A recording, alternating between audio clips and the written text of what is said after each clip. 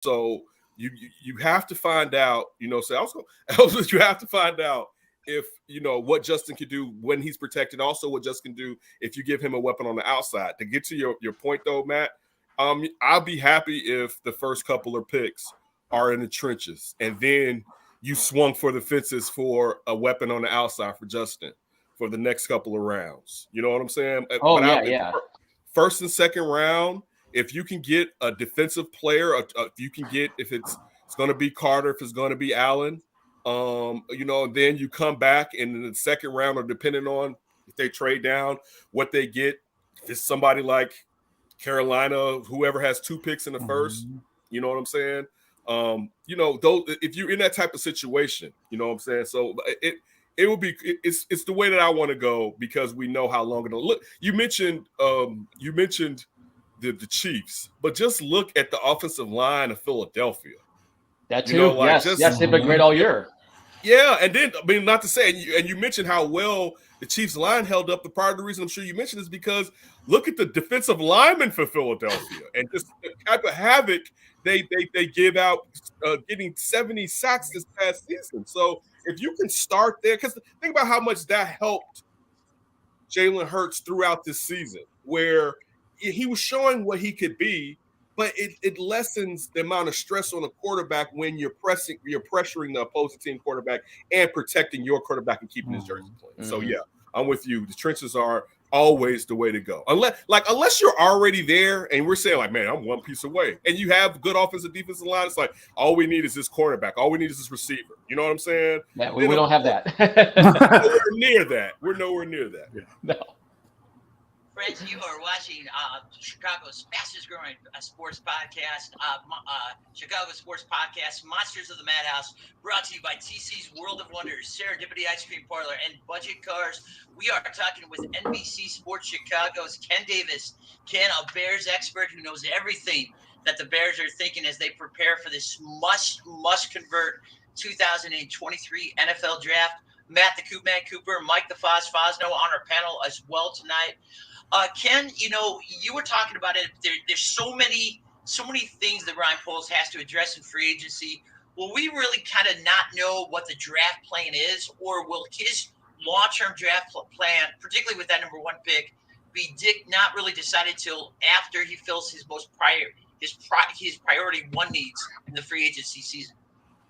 I think free agency is going to tell us a hell of a lot as far as what's going to happen in the first round. Because if they go out and get a Daron Payne, if he's not tagged, we know that they're probably not going to go after Jalen Carter as the first pick in the first round. But at the flips, there's no defensive ends out there where you like, yo, it's so-and-so and so-and-so. You know what I'm saying? So that would be different, because let's just say hypothetically they bring in a defensive end. It still could be a chance they would draft a defensive end. Maybe it wouldn't be in the first round because you need another one anyway. You know what I'm saying? But usually you may, when it comes to 3 techniques, you may want the other guy alongside of him to be able to do both, but you also probably want him to be stout against the run. You know what I'm saying? Kind of like what the Bears had when they had Tank Williams and Tommy Harris, where Tank could fill in and do things like Tommy Harris, but he wasn't Tommy Harris. You know what I'm saying? He could still play the guy that's kind of playing the nose or the anchor, but also if need be, you could put him out there in a 3 technique and he can help collapse the pocket. So you don't necessarily know when it comes to that. But I think free agency is going to tell us a lot. Because think about it. If, let's just say hypothetically, they go out and sign a tackle, right? Let's just say Brown gets out there on free agency, right?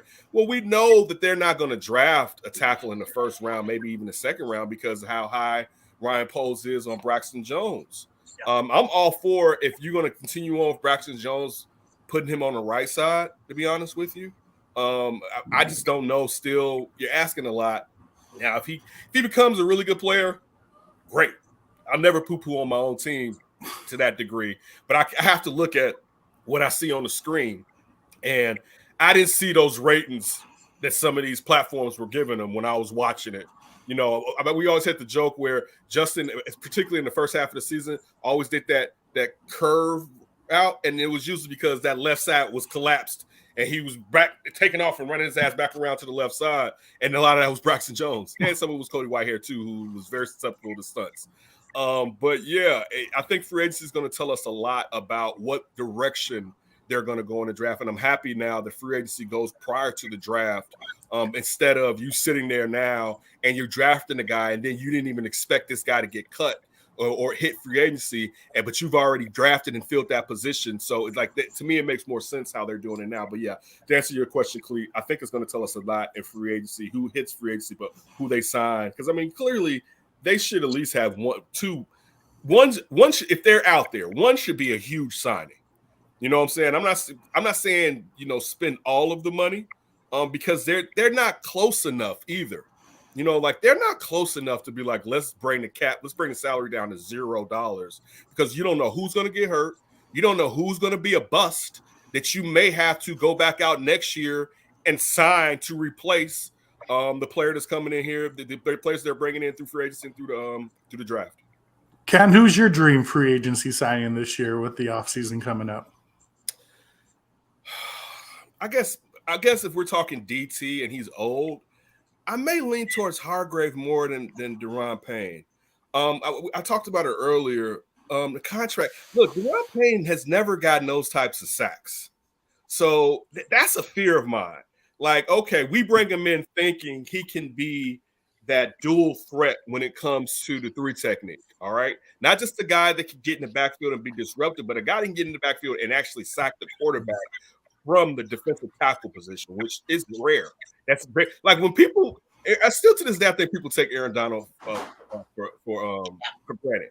Yeah. Because you're not supposed to be able to still be this good at DT as long as he's been in the league, but you're not supposed to be able to sack the quarterback straight through, and he's undersized. So I would probably go with Hargrave from Philly, even though he's older.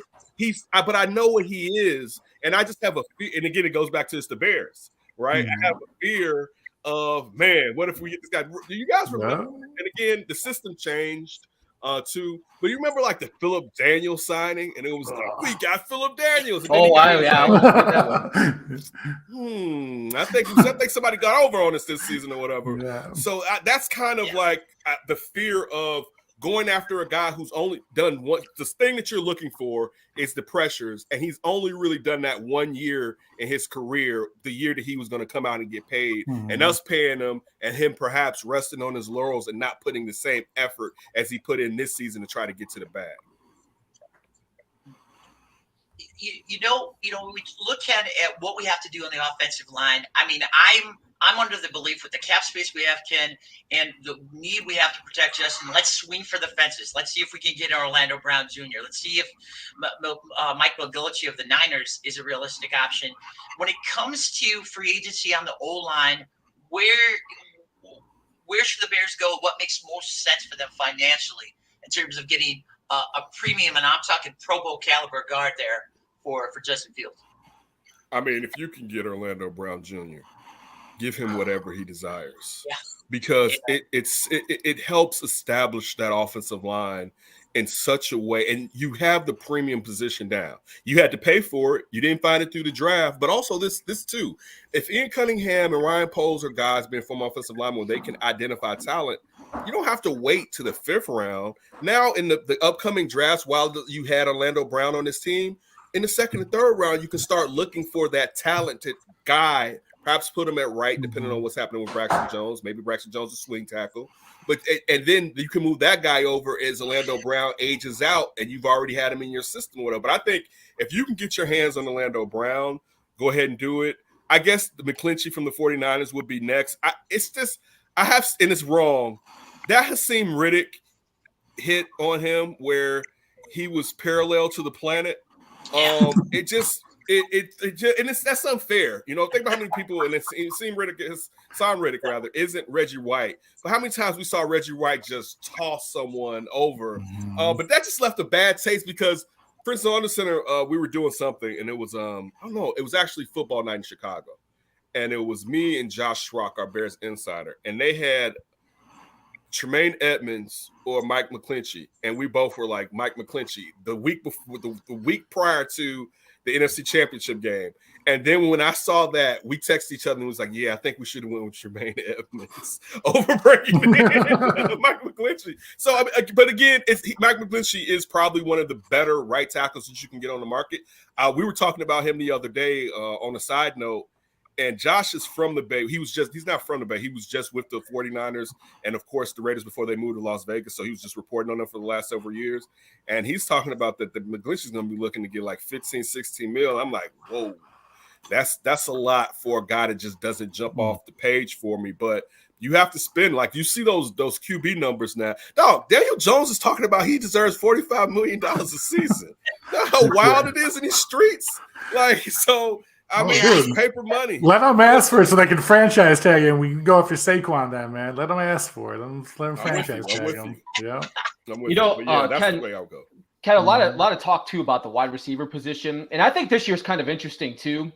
Because I think we're looking to see what guys are going to get cut now with a salary cap and trying to get under and stuff like that. And you see the names like Mike Evans and Keenan Allen.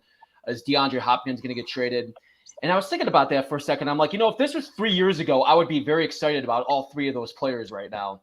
And I feel like those type of players might come with baggage at the same time. But then if you hear the rumors of a guy like T. Higgins in Cincinnati, I say that is the guy you need to go after. I'm like that. If we're looking to go all in and bringing a number one wide receiver to Justin Fields and the guy that has all the talent like that guy, I say you give up a first round pick next year. You got to get that type of player in to that system. What is your thoughts on that? I'm kind of with you, but the problem. So this is the problem. All right. So when you say we're giving up a one next year. Mm-hmm. We're talking. I think we all hope that if the Bears trade down, they're going to have a one in next year's draft, included in that trading down, right? But then we say, well, the Bears should have their own pick, so that would be two, right? But what if you need to move up to get somebody? So I'll say this: if I have two number ones in next year's draft, yeah, I'm going for T. Higgins. You know what I'm saying? Mm-hmm. I'm definitely doing it. But that's if the problem with that is since he wants to do it, because you have to look how their contracts obviously a big if, yes. Yeah, because their contracts, they're not all going to get paid the same year when we're talking about Joe Burrow, Jamar Chase, and T. Higgins. Mm-hmm. They're going to be staggered. And so it's going to allow them more flexibility than we think it's going to be allowed. And plus, if Joe Burrow is the man, do you want to take away one of the threats? Because think about it. Look what they did with no offensive linemen. The three offensive linemen got hurt, and they still almost pulled it off. You know what I'm saying? So for them, to me, I would kind of be like, yo, he needs his weapons, particularly if we haven't drafted someone that we could kind of look at to like, yo, we trade T because of the salary situation. We got him. He may not be T, but he's 75% of what T can be. Jamar Chase is still growing. Joe Burrow's still growing. We'll be good. So if I have two number ones next year, and I'll even say like this, depending on how it goes, I just may need to do it if I'll have one number one next year. You know what I'm saying, to be honest with you. But I would say this. If we're saying I don't know if he's getting cut, but if you're telling me Mike Evans is going to be on the streets, sign me up for that Mike Evans party, all right? Because, I mean, look at what – I feel like Mike Evans and Tom Brady were never on the same page, and they still put up stupid numbers. Yeah, I thought that same thing, too. I didn't see that 100%. either. Yeah, it never looked natural, but they still look. They will have drop balls, bad passes, and still every year he has 10 touchdowns, basically. You know what I'm saying? And so it's one of those. And so now you're telling me Justin with that arm gets a deep threat, and not just a deep threat, a catch radius guy and a high point guy, and how much it takes away from Darnell Mooney, where this is a stud over here. Yeah. You can't play with coverage over here. You're gonna have to bracket this gentleman over here. Right. So now not just Mooney, Cole Kmet. I think they need to bring in a U kid. I think in this draft, this would be a great draft. Listen, kiddo, you can't block it tight end. Don't worry about it. We just want you to catch these. You know what I'm saying? So that's probably if I can get Mike Evans without giving up a haul for Mike Evans, I may lean towards bringing in Mike Evans because I mean he just has to stay healthy, but he's still Mike Evans. So I would probably lean that way. Look, if DeAndre Hopkins is out there. I guess, but still, I would go Mike Evans over DeAndre because of age, and also I don't know how long DeAndre Hopkins was on PEDs. You know what I'm saying? Like, I mean, again, it may have been a situation where he was just trying to get healthy or whatever, but what if it's a situation where, like, he needs them? You know what I'm saying? It's like, oh, no. You know, it's like, hey, I don't know. If they sell the GNC, it's legal, man. It's legal. Right. But, like, I don't know if you guys ever saw, like, The movie The Program back in the day. Latimer. The defensive lineman, and he took off the trench coat. Like, what if D-Hop shows up like that? Like, you're not D-Hop. He's a fullback Ladies now. and gentlemen, we are talking to one of the brightest stars and most informed members of the Chicago sports media, the one and only Kenneth Davis of NBC Sports Chicago, host of the very popular and right on the money Under Center podcast. You know, Ken, you bring up a great point about what a big, deep downfield threat could do to Justin Fields. I mean, you look at the strides Josh Allen made in year 3 when he got Stephon Diggs, what Jalen Hurts did this past year when he teamed up with Hollywood Brown. What can that do in terms of for Justin Fields as a passer? That opens up this whole other element to his game that we really haven't seen his first 2 years with the Chicago Bears. We haven't seen since Ohio State. Yeah. And then this is another thing too. Look, they already basically had the best running game in football. Yeah. You can't play 8 in the box right now with that, buddy. Yeah. And I'm sure regardless of whatever happens to David Montgomery, there's still going to be a 2-horse backfield back there and a quarterback who wasn't even a runner in college. We knew he was athletic. But this is another thing too, I say this to people. Justin Fields didn't train last offseason to rush for 1,000 yards. Yeah. I don't think he came he was like, yo, I'm gonna show him. You know, I don't think he was like, that was not. Yeah, that was not like. Yeah. So just think about that. He didn't train for that, and he was able to pull it off.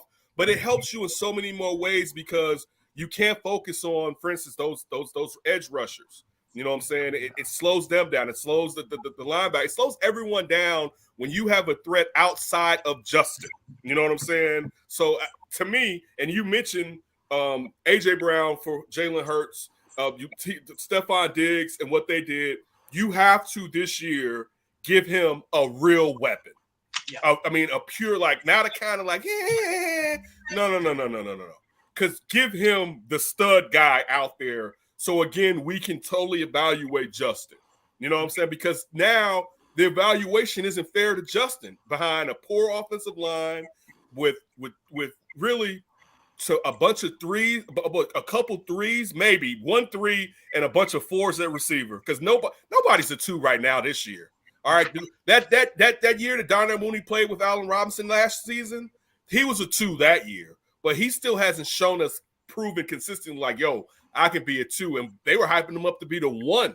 You know what I'm saying? Cole Kmet made significant progress last season. You know what I'm saying? But if you bring a threat in, it opens so much up for even Luke Getsy. So they have to. You have to do the offensive line, and I'll probably say do that first, you know what I'm saying, because it's safer, to be honest with you.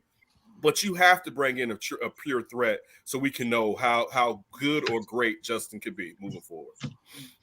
Ken, what about Claypool? I mean, obviously we gave up a second rounder for him this year, and they're hyping him up to have a big season next year. I know he came in late trying to learn the playbook and everything. With our bad offensive line, and I've said this about all our receivers last year, did our receivers really get a fair judgment given how bad our offensive line was and how much time Justin Fields had to throw the ball? No, but he didn't endear himself either. You know, I don't know. You know, I was like everybody else. Yay, we got in Chase Claypool. And I was talking yesterday. We were joking around. I was like, man, wouldn't it have been so poetic if the Bears still had the 32nd pick in the draft? All right, now. And the damn Green Bay Packers traded for Chase Claypool. And look, he would have had 2 really nice games with Green Bay at least, right? But it wouldn't have been what they thought it was going to be. You know what I'm saying? And we'd be sitting here laughing like, ha, ha, ha, ha, ha. Right? And now we're stuck with the bag without that pick. With now you have to decide if you're going to sign him. And he didn't leave us with a nice taste in our mouths last season. If I'm being frank, he didn't. Yeah. I will hope he can come back and have a better season, particularly if he wants to get paid. Selfishly, if he wants to get paid, being a contract year for himself. But if you ask me, Ken, do you think Chase Claypool's going to go off next season? And I had to put money on it. I'm gonna put my money on the nah than the yeah. To be honest with you. Hey, Ken, I know you're tired of hearing these rumors. I know you're tired of talking about these rumors, but if we could just address the elephant in the room, because it seems like everywhere you turn, whether it's ESPN, CBS Sports, the Tribune sometimes, these rumors about the Bears trading the number one pick, or I'm sorry, I apologize, moving on from Justin and going after Jan with the number one overall pick. Where are they coming from? Is it just a bunch of nonsense that where we all need to fill time, talk about something, guys need to write copy? Where are all these rumors of the Bears possibly going after Bryce Young with the number one pick? Where are they coming from? And is there any validity to them with who you talk to, what you hear? I think that they're coming from, this is a part of the year before March Madness when there's not a lot to talk about. Right. And the Bears have the number one pick in the – look, the Bears didn't have the number one pick in the draft. No one would care about us right now. Right? Like, so it was like, they're begrudgingly talking about the Bears. They're not like, yeah, let's talk about the Bears. It's like, oh, yeah, I guess we got to fill in this content. But I will say this. I hope Ryan Poles is fueling that fire, because he should, to make sure that he gets the highest quality of trade assets. Smoke and mirrors. As long as Justin knows, look, all right, we got you. Don't worry about that.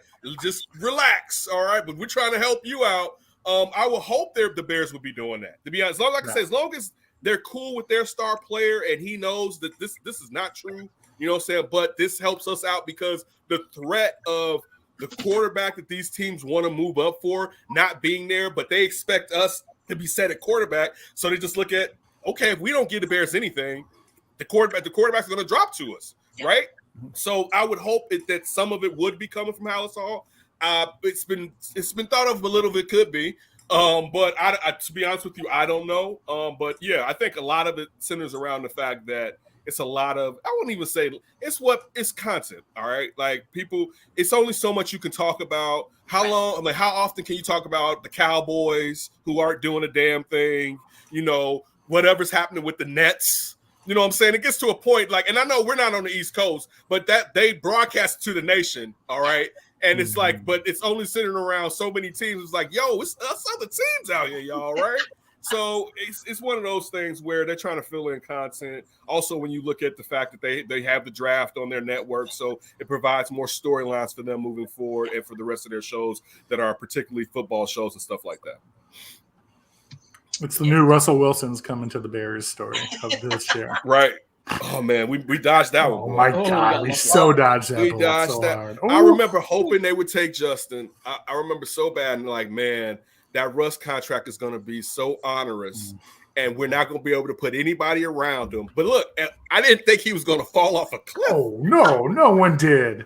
Now they got Sean Payton, and they're trying to save him from drowning right now. Oh my gosh. He's doing a good impression of every Bears quarterback from the 90s, though. We have to give Russell that, guys. Friends, you are tuned in. He played like he should have been on the Bears last year.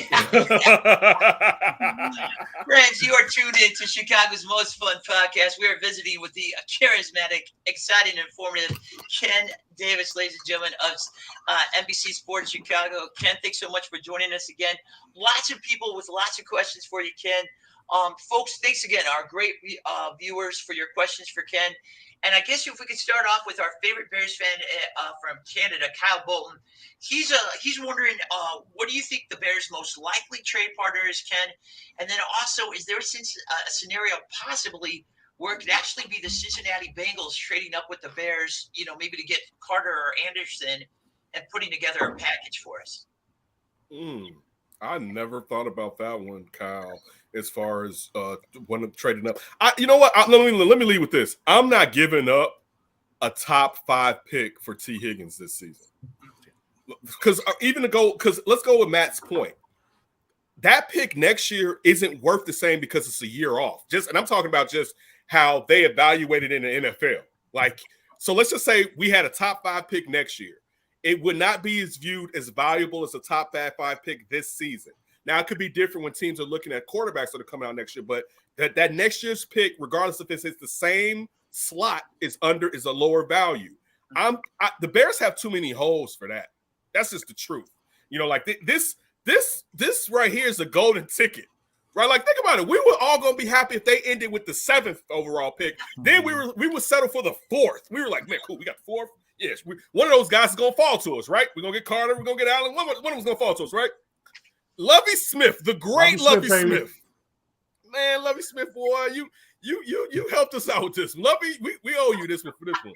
Lovie pulled it out for us and got us the number 1 pick. If I was the Texans owner, me and Lovie would have been scrapping. It would have been some furniture moving that day, boy. Like, whoa! I would have been hot. But let me get back to what you say with the trade scenarios as far as trade up. I think that the Colts are likely. But I also would say this. This is how the Bears really have to play it.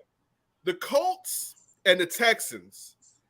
Which one of y'all really want? Because one of the teams getting ready to lie. Even though the Texans with DeMeco Ryans, he may not go after a quarterback. I disagree.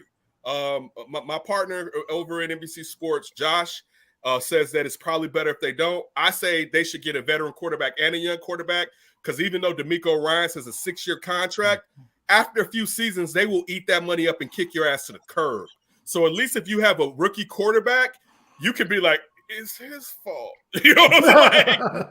You got, and I'm a defensive coach. You guys selected him, right? You got to give me another chance with the quarterback. You know what I'm saying? Rather than you come in with a Jimmy Garoppolo and Jimmy doesn't play to the level that you necessarily need. So that's the way I'll go. So if going along with if the Texans and the Colts are going to draft a quarterback in the first round, who wants Bryce Young? Right? Because the thing is, one of you have to remember this. If you think Bryce Young is great, one of you're going to be seeing him twice a year on the opposite side. So that's how you have to play those two teams against one another. So I think it's the Colts, to answer the question, are the most likely. We've seen Jim Irsay basically say we're going to do what needs to be done. They listen, the GM's over the barrel, right? Jim Irsay has the full reins of everything, right? And so it's I think it's the Colts, unless someone comes in with a sweeter deal, or if the Texans are a team that if they're drafting a quarterback, they view that Bryce Young is a decent amount better than CJ Stroud. If CJ Stroud is the guy they're going to go with. Ken, what if the Bears keep the number 1 pick? What would you have to see in free agency for you to say, we're going to keep that pick, we're going to draft Will Anderson Jr., he's going to be our guy? What would you need to see in free agency for that to be something you're going to be okay with? It wouldn't matter because I'd be upset. I would still have to look. They would have to bring in Hargrave or Daron Payne, or they would have to make some deal to get a significant 3 technique. I know you got the kid over there with the Denver Broncos who they say can play inside and outside. But it would have to be something like that where if you're going to bring in a Will Anderson, you better go and get the 3 technique guy. But see, that's what I prefer for them to do anyway. I lean more Anderson than Carter because it's very rare. It's hard to get great defensive tackles, y'all.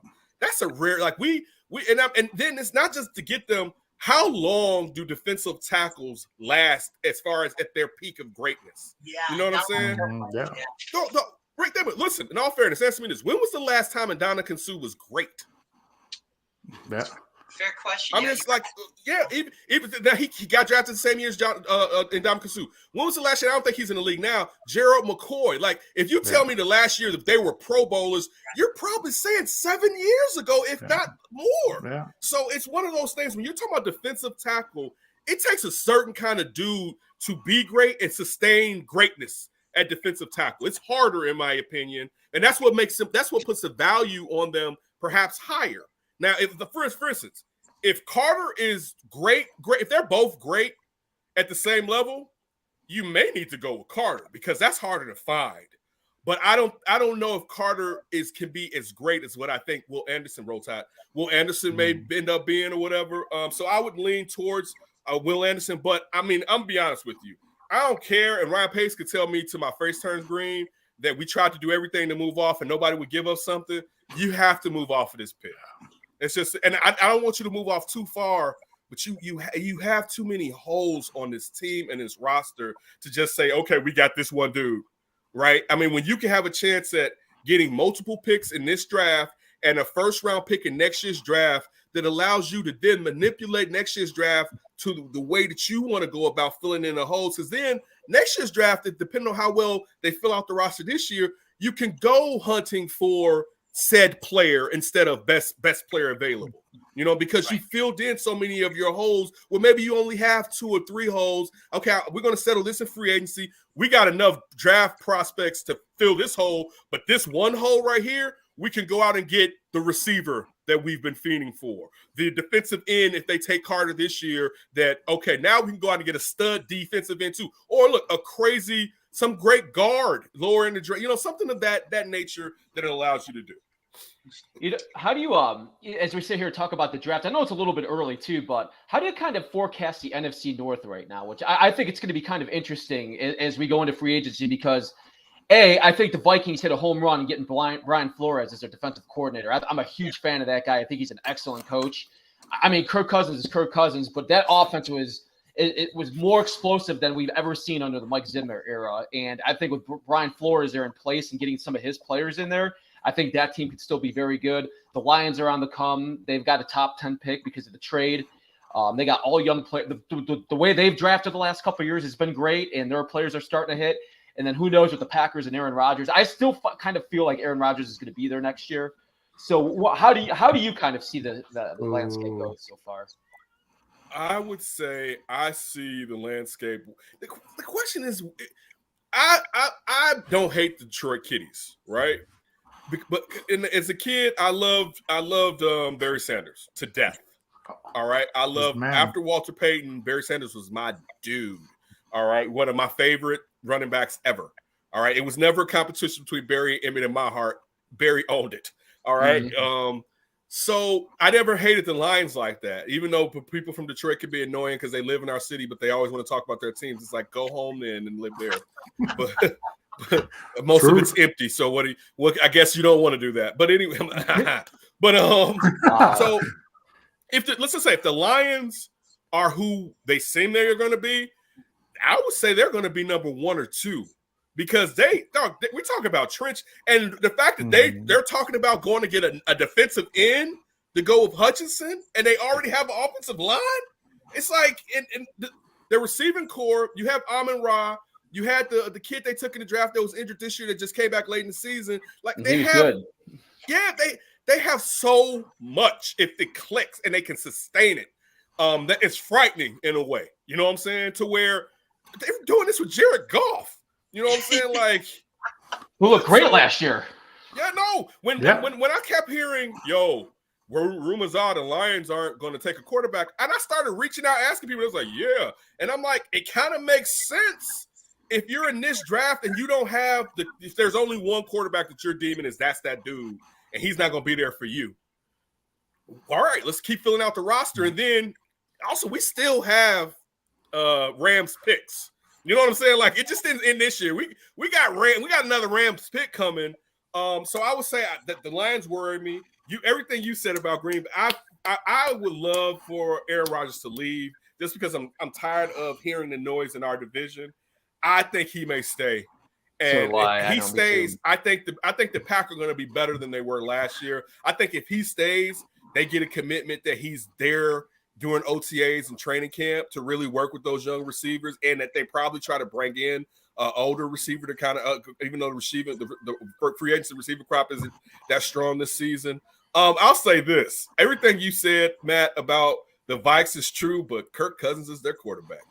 And that will always be a situation where, and all in all, because it was so many games that they won or lost by like a point. Like since we don't watch them, it seemed like they had a better year than they really had competitive wise. But if you analyze really, like I think their opponents scored either more points than them or a little less than them over the point differential over this entire season.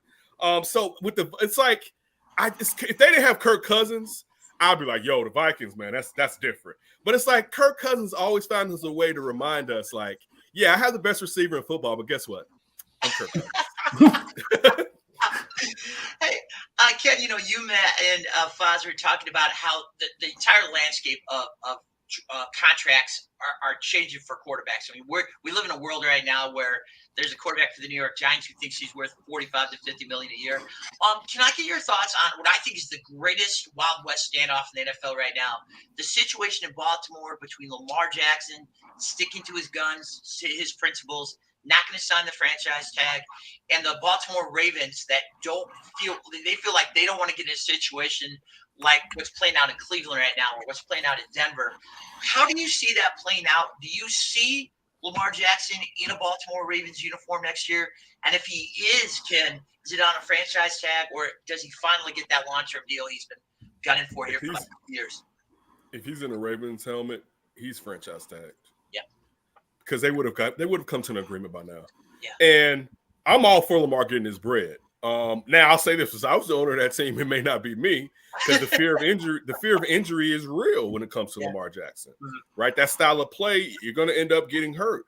But I'll say this too: when you look at the situation that silly Cleveland, and I'll say one thing about Ryan Pace, man, you should have took Deshaun Watson, but thank heavens you didn't. Absolutely. Because it would have ripped the Bears fandom apart. Because there'd be some idiots that'd be covering for him. Like, man, I don't care. Something like, you see that foolishness in the parking lots in Cleveland? It's just foolishness, right? It would happen here. It would have happened here had he had performed like he had in Houston here. Some Bears fans like, I don't want to hear that, right? So I'm happy that didn't happen. But see, this is the real issue too. When you're looking at it, Cleat. Man, the Ravens, you mess around and you guarantee Lamar's contract, you're setting the precedent that the league is going to be. The ownership's going to want to jump on you. What I said about Lovie Smith and the owner of the Texans, that's how every owner is going to want to come down on the owner of the Ravens, because it's going to be a situation like, dude, what are you doing? We have this perfectly broken system, and broken for the players. It works perfectly for us as far as we don't guarantee these players contracts. So actually, it's pie in the sky money, right? And because it's football and players get hurt, we can get out of some of these deals, and it's not as bad as what it seems like. If you start guaranteed, which I'm gonna be honest with you, they should be guaranteed. You know what I'm saying? Like I'm pro player, but if I was an owner, hell no, I don't want these contract guarantees. Are you crazy? But to answer the question, I think Lamar, if he's there, is going to be franchise tagged. Real quick, I see this was up earlier. I want to make sure I get to everyone's questions. Someone asked, do you feel that Luke Getsy has to do a better play calling, especially in third down situations? Definitely, to say the least. But I definitely think Lamar, if he's there, is going to be in that. Also, it's kind of like you broke it. So either go get 2 first-round picks and start over, right? Or sign them. But right now, with how the situation is, it seems like it's in a bad place. And either just have a clean break. You know what I'm saying? Like now, this could be a situation where you reshuffle the decks. So in 2 to 3 years, you're stronger, and some of these teams that are hot now are kind of falling back down. Yeah, definitely will be interesting how it plays out. I tell you what, folks, we are talking with a very energetic and passionate Ken Davis of NBC Sports Chicago. Ken, let's flip the script on you a little bit. I mean, your passion, enthusiasm, and love for your job comes through in your work and just how you talk about sports. Can you take our viewers back to the start of your story? Where did your love for sports come from? And when did you know your passion for sports was meant to be your occupation? My passion for sports started at home. I grew up with my grandmother, my dad, and my great aunt, and it didn't matter what room I was in. Usually sports was going to be on. So in my house, where that's not the scenario, it irritates me. All right. I'm the only passionate sports fan in this home. So, I grew up, Wimbledon could be on in this room. The Bulls could be playing in this room. You know what I'm saying? So like just all different sports. My aunt, who moved to Chicago from Minneapolis. These family members are from Alabama. That's why I was Roll Tide. My aunt who moved in from Minneapolis, I guess she probably was a Twins fan. So even though I'm a Sox fan, she would watch the Cubs. Or it could be a situation where she just watched the Cubs because Channel 9 was the superstation throughout the country. So I grew up watching Andre Dawson when I came home from school, even though I'm a Sox guy. So that's where my dad was the type of person where he didn't hold on to yesteryear like nobody could be better. So he would give me fair assessments between players in the past, players today, why this is better, why this may be better, why this isn't better. Guys are faster. Just he would give me he gave me his encyclopedia. He was very good with sports knowledge, and he passed it on to me, which kind of gave me an edge up because I have sports knowledge way before I was born. You know what I'm saying? So it's like, yeah, so and so was like this, like that. So my dad is front and center. My father also told me when I was like 19 years old, you should go into commentating on sports. And I poo-pooed him like, no, I'm not. I want to be the story. I don't want to talk about the story. And if I would have done it then, I would be rich at this point right now. Rich. So I waited like another decade to finally get into sports. 11 years maybe to go to sports school with a friend of mine that I was working with. Went to a school that closed, and he was going to go to ICB, which is now IMS. And we used to always debate sports in the break room to the point where people used to have to come in and tell us to calm down. So he's like, yo, I'm going here. You know what I'm saying? I was like, yeah, I thought about going there. So him going there definitely put me in his position. And he was also my partner on radio on everything for years. And then he stepped away. So anyway, we went there. We graduated. We were about our business a lot of times. And I would say if you get into any type of trade school, make sure you're serious about it because all they want is the money. So don't go there playing. It was a lot of young people and a lot of grown people that they were playing. You know what I'm saying? There was a lot of nice dude. I was breaking down thinking about, is this going to work? And am I wasting my money? Right? Like, man, I'm working. I got a 3-year-old. I'm interning at some other. So I'm working 2 jobs basically. I'm interning late nights. I go to school at night. I work in the daytime.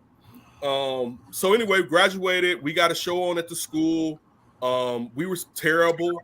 I mean, even when you're getting better, you're still not as good as what you think you are. I'm still going to be better next year than I am right now. We started getting producers. They help raise our level.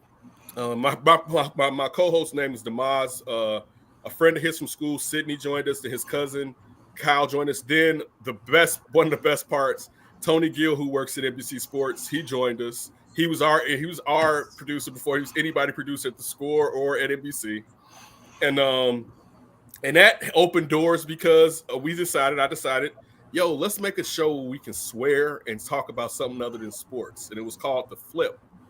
And we started recording it at the school, but we were able to start recording it at the Score, right? So we're up there kicking it now. Like we're like enjoying ourselves with this real equipment. And you look at it, you bring people in. It's like, yo, we're interviewing you today. Meet us at 670. You know what I'm saying? So what ended up happening, the school killed our show, right? And I thought about what they always say: when one door closes, another door opens. So I told Tony, I said, hey, Tony, look, Tony was working at the Score. He was a producer. I don't know if he was producing for Lawrence. I don't know if he was producing for Lawrence just yet then, Lawrence Holmes. So Tony got us a meeting with Mitch Rosen. Mitch Rosen told us, I know you've been playing in my shop, right? And I'm gonna give you guys some shots. So we started sitting in for Julie, started sitting in for the Grobber, which was 5 hours overnight of sports talk. Oh my. Shout out to Les. It's not the Central right there. It's his whole listen. Oh my, 5. If you don't, 2 hours is all you need to do sports talk radio. To be honest, 3 is the max of kicking it. So we would sit in. We would work holidays. We do overnight shifts, and we did that for like 3 to 4 years, basically. Then at one point after the pandemic happened, my younger brother passed from cancer. He had leukemia. My younger brother passed. And about a month after that, we were called to be on the Score. We were asked to be on the Score, but this is during the pandemic. So we were going to get to do it from home. So we were sitting there. It's me, Damaz, and Shane Reardon, who is one of the producers from Parker and Spiegel. Shane is trying to set up our stuff so we can all work when we're calling in from our phones and our computers and everything like that. And I see my partner's face, and he is stressed. So I say, hey, what's wrong? Are you okay? He says, we'll talk about it after we get through with this Saturday, right? So as soon as he said that, I was like, "Oh shit, this is over." Right? Like, I said, he stayed. I know what. There's no reason for him to say we gotta wait till after we work at the score this weekend before we got to have a talk. So when he said that, so we worked that holiday. I think it was a Friday. I think the holiday was a Friday. We worked that Friday more overnight, and that Saturday morning, I remember. I think I called him, or I can't remember, but it was like, let's get this over with. And he told me that he wanted to step away. So now I don't know what to do. Also, I probably, if I had any footing at the score, it's gone because it was a two-man team. Yeah. You know what I'm saying? So they wasn't looking for one-man Ken. It was Ken DeVos. You know what I'm saying? So, but I'm not mad at him because I had so many years of this dude being 10 toes down with me. He's the only person that knows the struggles, the frustrations. We went to battle so much for this dream. You know, I wouldn't be here without him, right? So that happens, and I put a time stamp on how long I'm gonna be doing this. I was like, all right, I'm gonna wait a year, then I'm gonna reevaluate what I'm doing. Luckily, Sean Sierra would bring me in to sit in for doing Sean and Maya. And after a minute, Tony had told me, like, yo, I think I got something for you here at NBC, right? And I had to wait. I remember now people were saying some slick stuff. I knew I had that in my back pocket, but I wasn't saying nothing because it didn't happen right. So then, unfortunately, because we all know with the pandemic, just cut payrolls, and the terrific JJ Stankovich and Cam Ellis were let go from NBC Sports, and it became a spot open. And they put me on a trial basis, me, Eric Strobel, and Alex Shapiro, who's the Bears beat writer. Strobes is now one of the higher ups at NBC Sports. Shout out to both of them. And they gave us the trial run to do under center. And now, I've been doing this, I don't know if it's 2 years or a year. I don't know how long it's been right now, but I've been over here for a minute, and it's grown, and the numbers they're sweet. So shout out to everyone that's watching it or anything like that. But that's how I'm here with you right now, just from hard work, not letting go. Just keep going. I put my head down and I go. You know what I'm saying? Like, that's just kind of how I go. I try not to get too high. I try not to get too low. I just put my head down and I kept going, and I'll see where it's going to get me and just keep doing the same thing, hopefully moving forward. Well, he is a survivor. He is a rising star, and he is the co-host of Under Center, NBC Sports Chicago's Ken Davis. Ken, we can't thank you enough for joining us tonight. Guys, before we wrap, Foz, Matt, you guys got anything you have for Ken before we call the night? No, Ken, you're just extremely entertaining to watch at NBC, man. It's been a pleasure doing the interview with you today, sir. Hey, Ken, it's nice to meet you. And I was once a teacher at the Illinois Media School, long time ago. When was it? Hold on, when was it? Long time ago. It was like back in 2013, 2012, 13, 14. Okay. So. This is the one downtown? No, I was at the suburb. I kind of went both of them. More so the suburbs one, but I was going between both of them, yes. So I was there in, I think it was 2011, 2012, because we had to go a year. And I'm going to be honest with you, Matt, when you popped up on here, I was like, did I know him? He looks familiar, to be honest with you. Awesome. Right? So he didn't wear the backwards hat during school. That too, yes. Yeah, but I appreciate it to everybody in the chat, to you three gentlemen, to Brad, shout out to you guys. Brandon, shout out to everybody here. Everybody be safe, and I'll definitely talk to you down the road, and look forward to it, and keep up the great work, you all. And we appreciate it. Thank you so much, Ken. You have a great night. Ladies and gentlemen, NBC Sports Chicago's Ken Davis, host of Under Center podcast, rising star. We appreciate his time this week. Also, Mike the Foz, ladies and gentlemen, his hilarious and timely podcast called First and 10 with Foz is coming up here very soon. Look for that around draft time in April. Also, go to Foz's Facebook page, folks, at First and 10 with the Foz for a preview of it. Going to be a lot of fun. Also, the Great American Football Fan, Matt Cooper from Q103.1 in Louisville. Coop, Foz, fellas, thank you so much again for joining us. Guys, we had a superstar in Ken Davis here this week. Next week, you cannot miss it. 7:30 Wednesday night, next Wednesday, March 1st, one of the biggest stars in national sports media, let alone Chicago, David Haw himself from The Score will be with us. Get your questions ready, folks. This is going to be a lot of fun. We cannot wait to visit with David, get his insight. This has been Monsters of the Madhouse, ladies and gentlemen, from Chicago Sports Podcast, brought to you by TC's World. I'm sorry, go ahead, Ken. I don't mean to cut you off. I apologize. Real quick, because you have them on next week. So some of the best times would be feeling like I got my ass kicked doing overnight, and Mullion Hall comes on right after, and David Hall be like, no, it wasn't like that. And I always tell David, I'm like, man, thank you.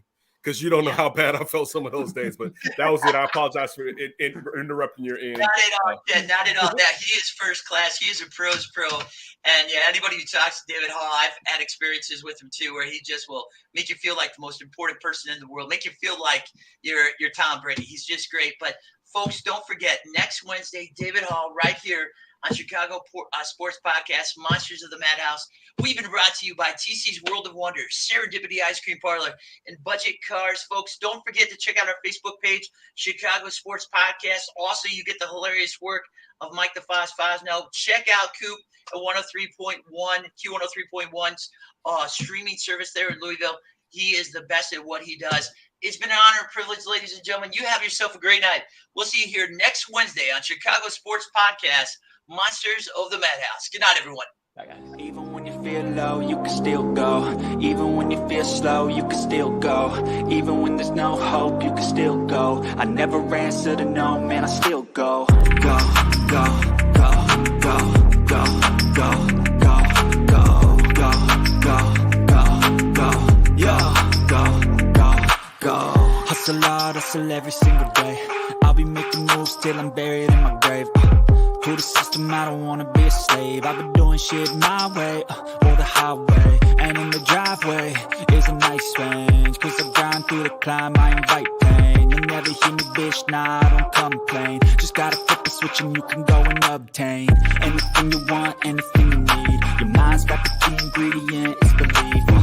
They're deceived with the negativity, but I just slide right by that energy. Even when you feel low, you can still go.